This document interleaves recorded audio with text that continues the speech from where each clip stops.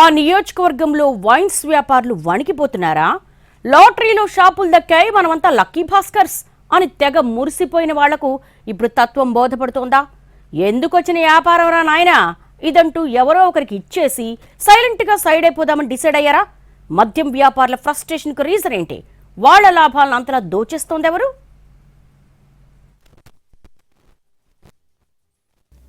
దేవుడు కరుణించినా పూజారి వరం ఇవ్వనట్టుగా తయారైందట తణుకు అసెంబ్లీ నియోజకవర్గాల్లో వైన్ షాపుల నిర్వాహకుల పరిస్థితి. అదేంటయ్యా, వైన్స్ అంటే ఏమ రంజుగా ఉంటుంది కదా వ్యాపారం, పాపం వాళ్లకంత కష్టం ఏమొచ్చింది అని అంటే అంతా రాజకీయ మహిమ అన్నది లోకల్ టాక్. అక్రమాలు అడ్డగోలు దందాల సంగతి తర్వాత కనీసం నిబంధనల ప్రకారం వ్యాపారం చేసుకుందామన్నా ఇక్కడి నాయకులు చెయ్యనిచ్చెట్టు లేదంటూ గొల్లుమంటున్నారట వైన్ షాపుల యజమానులు. తణుకులో లిక్కర్ బిజినెస్ చేస్తే లాభాల సంగతి తర్వాత నష్టాలు రాకుండా చూసుకోవడమే పెద్ద టాస్క్ అన్నది ఇక్కడి వ్యాపారుల మనోగతంగా తెలుస్తోంది. లక్షలు పోసి లైసెన్సులు తెచ్చుకున్నా ప్రస్తుతం ప్రభుత్వం ఇచ్చే పర్సంటేజ్ వర్కౌట్ అవటం లేదని ఓవైపు బాధపడుతున్నామని, అది పోను ఇప్పుడు గవర్నమెంట్కి కట్టిన ఫీజు కంటే లోకల్ లీడర్స్కి సమర్పించుకోవాల్సిన చలానాలు ఎక్కువగా అవుతున్నాయని భోరుమంటున్నారట వ్యాపారులు.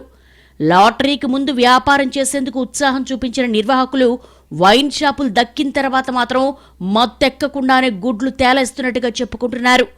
లోకల్ లీడర్స్ పర్సంటేజీల డిమాండ్స్ ఎక్కువైపోవడంతో లైసెన్సులున్నా మద్యం అమ్మకాలు చేయాలంటే హడలిపోయే పరిస్థితి వచ్చిందని అంటున్నారు. తణుకు ఎమ్మెల్యే అరిమిల్లి రాధాకృష్ణ పేరు చెప్పుకొని కొంతమంది ఆయన అనుచరులు ఇతర చోట లీడర్స్ ఎక్కడికక్కడ వైన్ షాపుల మీద పడి మందు మీది కిక్కు మాది అన్నట్టు వ్యవహరించడం నిర్వాహకులకు తలనొప్పిగా మారిందంట. నియోజకవర్గంలో ఎక్కడ షాపు పెట్టాలన్నా, పెట్టిన షాపులు సవ్యంగా నడవాలన్నా స్థానిక నాయకులకు భారీగా ముడుపులు చెల్లించుకోవాల్సి వస్తోందన్న ప్రచారం జరుగుతోంది. ఇలాంటి భారీ మామూళ్ల కారణంగా నెల తిరిగేసరికి చేతిలో ఏం మిగలక వైన్స్ నిర్వాహకులు ఉక్కిరిబిక్కిరవుతున్నారట.